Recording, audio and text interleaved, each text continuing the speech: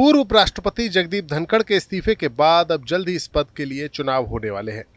हर किसी की नजर इस बात पर टिकी थी कि बीजेपी किसे इस पद के लिए एनडीए का कैंडिडेट चुनती है। बीजेपी ने एक ऐसे चेहरे को मैदान में उतारा है जिसकी न केवल निर्विवाद छवि है बल्कि राजनीतिक और वैचारिक पृष्ठभूमि भी बीजेपी और आरएसएस के कोर एजेंडे से जुड़ी रही है। बीजेपी ने रविवार शाम को वरिष्ठ नेता और वर्तमान में महाराष्ट्र के राज्यपाल सीपी राधाकृष्णन को एनडीए की ओर से उपराष्ट्रपति पद का उम्मीदवार घोषित किया। पार्टी के अध्यक्ष जेपी नड्डा ने इसका औपचारिक ऐलान किया।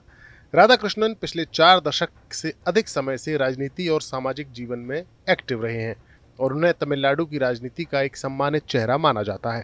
डिलिब्रेशन हुआ, सभी के साथ चर्चा हुई, सुझाव मांगे गए और उसके बाद फिर ये तय हुआ कि हमारे उपराष्ट्रपति के प्रत्याशी के रूप में हमारे महाराष्ट्र के राज्यपाल श्री सीपी राधाकृष्णन जी, चंद्रपुरम पुन्नासामी राधाकृष्णन जी, उनको हम एनडीए का प्रत्याशी बनाएंगे और वो एनडीए के प्रत्याशी के रूप में रहेंगे।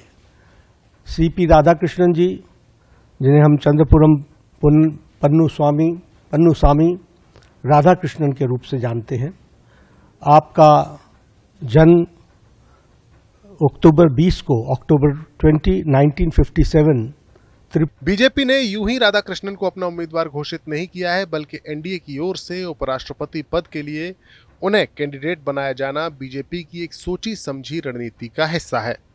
इससे जटिल चुनावी गणित और गहरी रीजनल स्ट्रेटेजी इसमें शामिल है।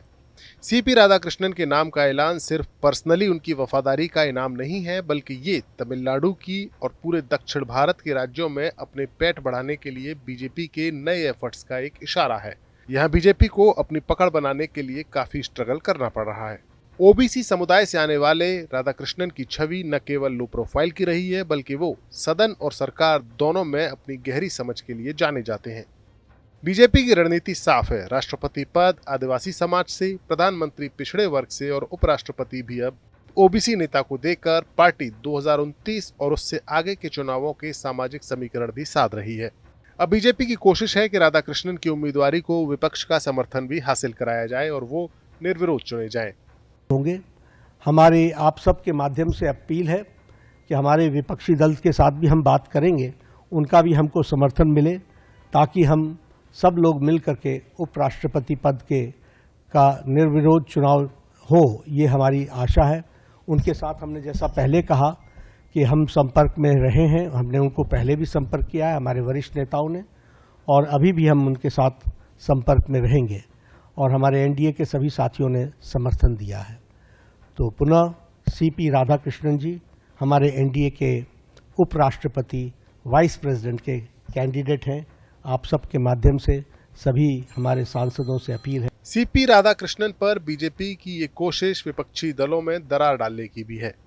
इससे पहले भी जब यूपीए ने राष्ट्रपति पद के लिए प्रतिभा पाटिल को अपना उम्मीदवार बनाया था, तब शिवसेना ने, जो कि एनडीए का हिस्सा थी, उसके बावजूद प्रतिभा पाटिल का समर्थन किया था। इसी तरह से यूपीए ने जब प्रणब मुखर्जी को राष्ट्रपति पद के लिए नामांकित किया था, तब एनडीए में होने के बावजूद शिवसेना और जेडीयू दोनों ने अपना समर्थन प्रणब मुखर्जी को दिया था। ऐसे ही जब एनडीए ने रामनाथ कोविंद का नाम प्रस्तावित किया, तब जेडीयू ने विपक्ष में होने के बावजूद उन्हें राष्ट्रपति पद के लिए समर्थन किया था क्योंकि वो बिहार के राज्यपाल थे। बहरहाल अब देखना होगा कि विपक्ष उपराष्ट्रपति पद के चुनाव में बीजेपी के इस दांव की क्या काट निकालता है।